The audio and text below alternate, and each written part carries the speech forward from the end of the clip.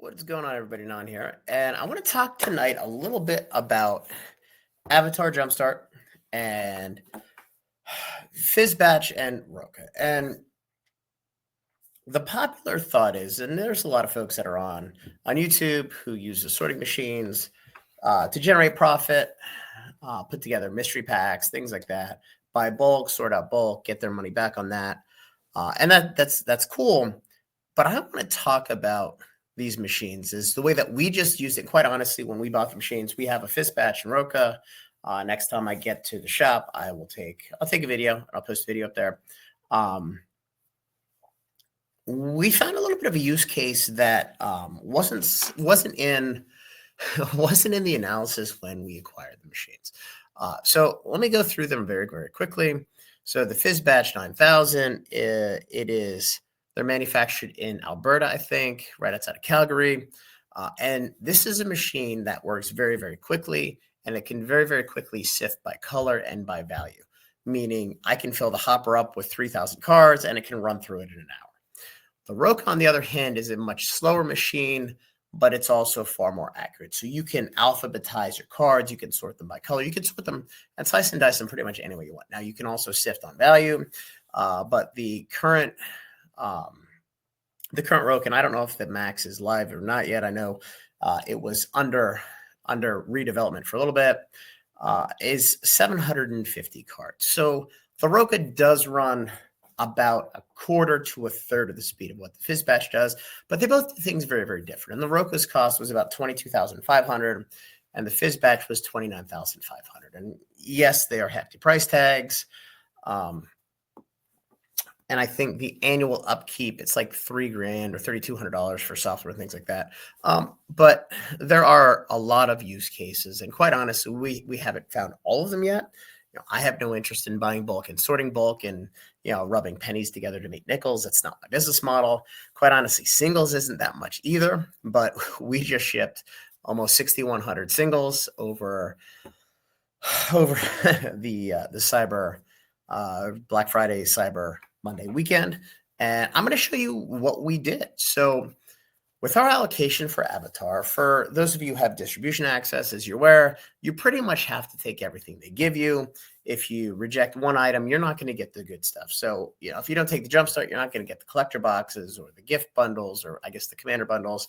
So it's a balancing act of what to do here. So when we got our allocation, we got approximately 300 Jumpstart booster displays, and we sold through quite a few.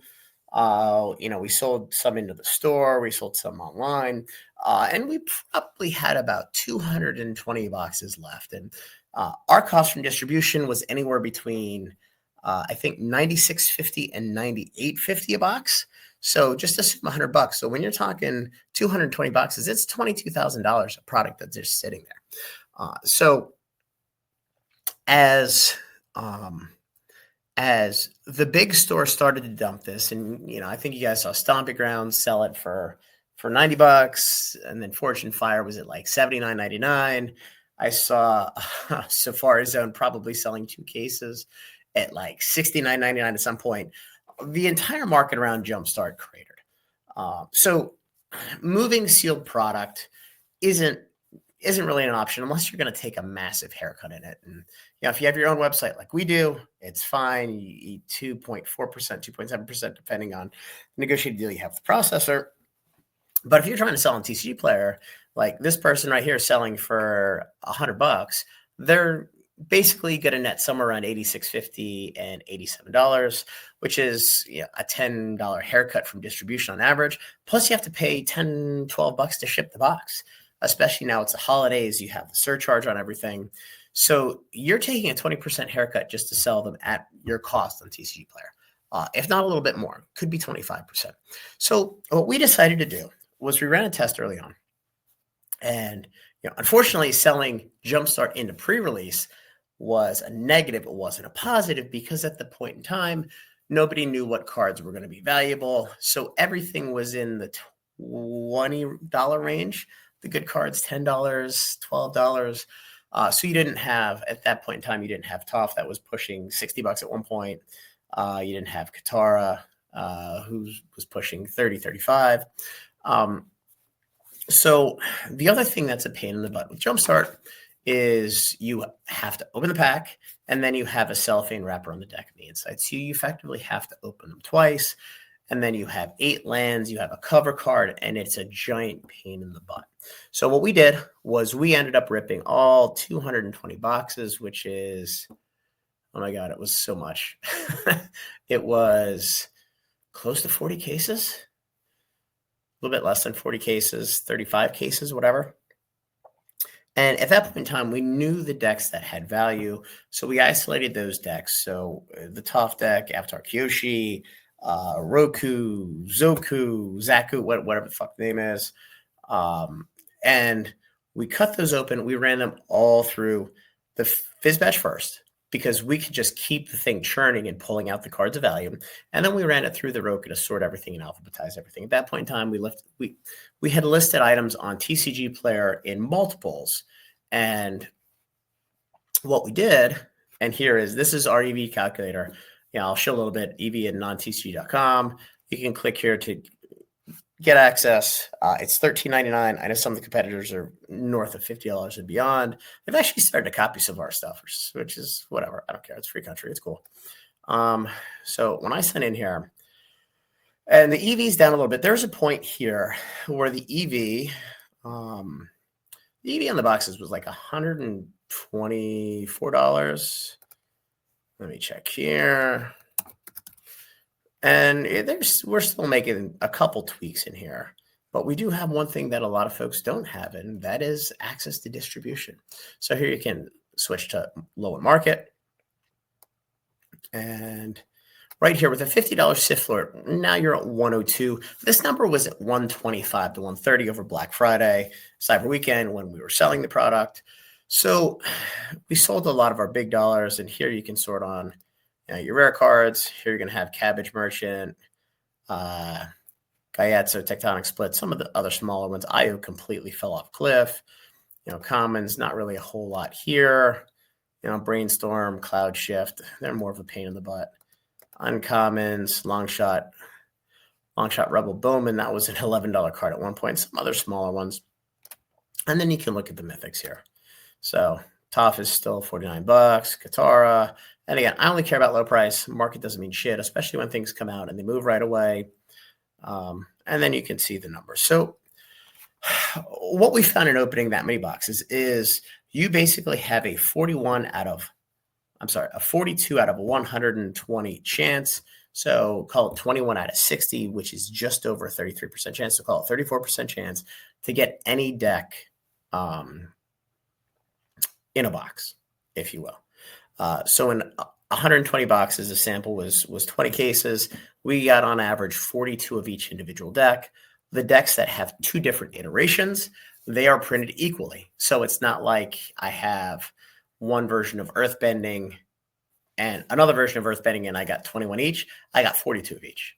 So each one of I believe there's 66 decks, was effectively a 21 out of 60% chance, 21 out of 60 chance to get that at any point in time. So you can kind of back in, and it really supports the EV here. So effectively every 3 boxes you get Toph, right? And that would pay for half the box. So we looked at it from the standpoint of we are into this at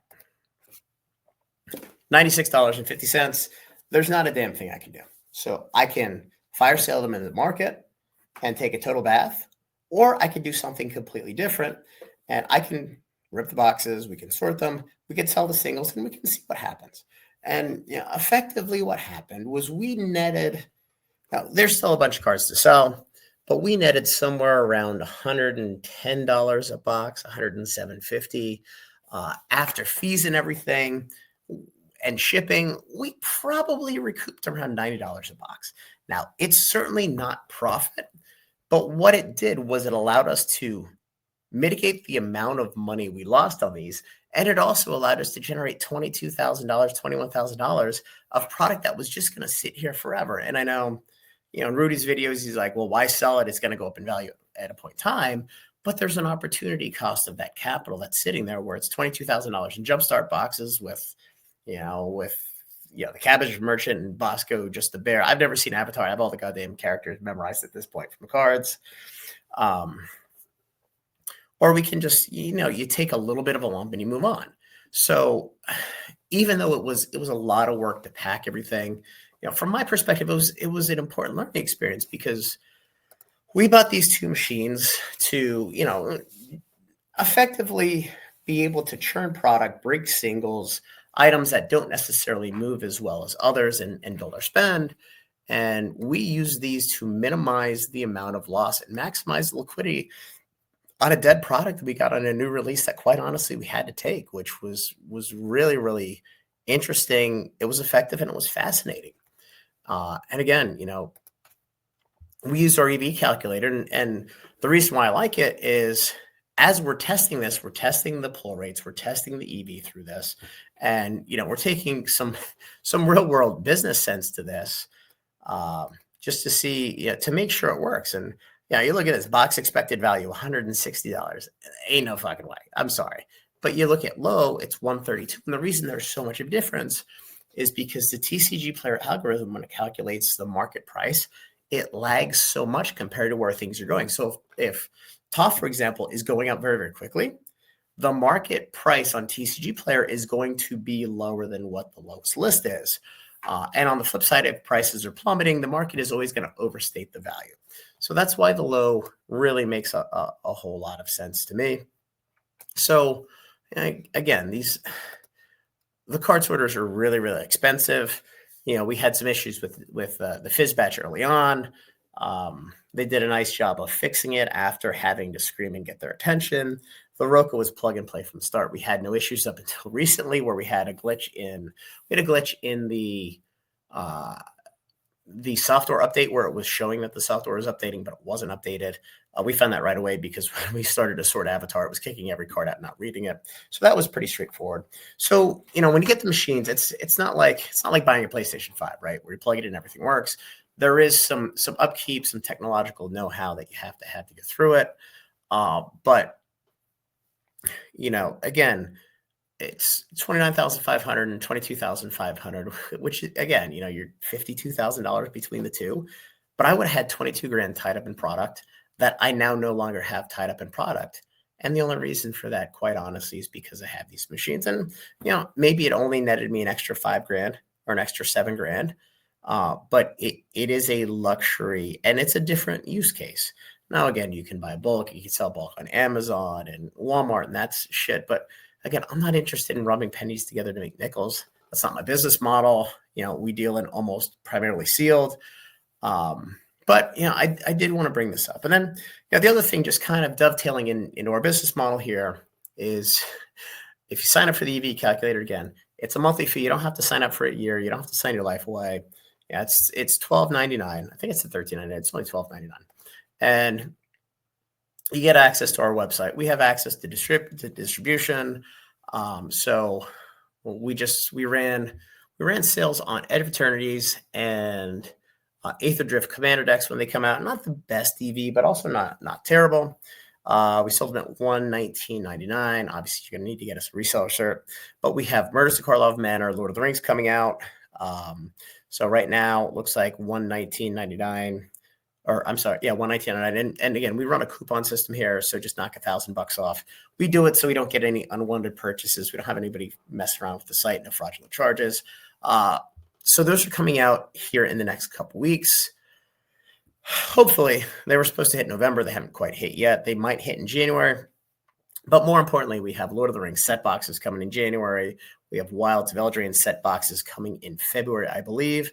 And we're also going to run some Lord Eclipse boxes through here at $109.99. Again, this is all in shipped. We double box everything. We do require a reseller cert. So that is, you have to be a viable business if you're going to do this. But this is something that we can offer to you to you guys as a value add that the rest of the folks that are running an EV tracker, they just can't do.